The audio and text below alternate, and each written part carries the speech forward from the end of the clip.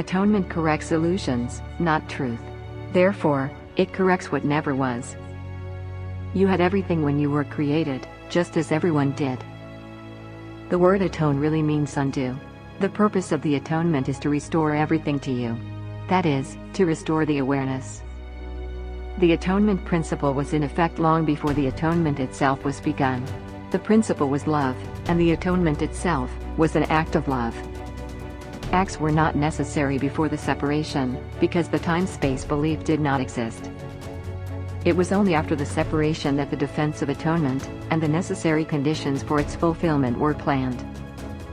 It became increasingly apparent that all of the defenses which man can choose to use constructively or destructively were not enough to save him. It was therefore decided that he needed a defense which was so splendid that he could not misuse it, although he could refuse it. His will could not turn it into a weapon of attack, which is the inherent characteristic of all other defenses. The atonement is the only defense which cannot be used destructively.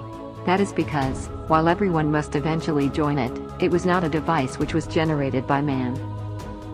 The atonement thus becomes the only defense which was not a two-edged sword. The atonement actually began long before the crucifixion. Many souls offered their efforts on behalf of the separated ones, but they could not withstand the strength of the attack, and had to be brought back. Angels came too, but their protection was not enough, because the separated ones were not interested in peace. They had already split themselves, and were bent on dividing rather than reintegrating. The levels they introduced into themselves turned against each other, and they, in turn, turned against each other. They established differences, divisions, cleavages, dispersion, and all the other concepts related to the increasing splits they produced. Not being in their right minds, they turned their defenses from protection to assault, and acted literally insanely.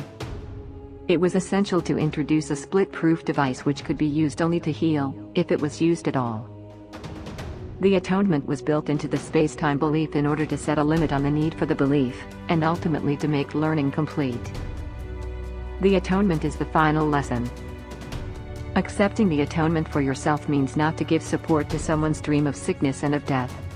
It means that you share not his wish to separate, and let him turn illusions on himself. Nor do you wish that they be turned instead on you. Thus have they no effects. Having been restored to your original state, you naturally become part of the atonement yourself.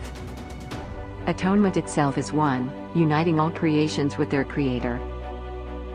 Miracles are a part of an interlocking chain of forgiveness which, when completed, is the atonement. This process works all the time and in all dimensions of time. The soul never loses its communion with God. Only the mind and body need atonement.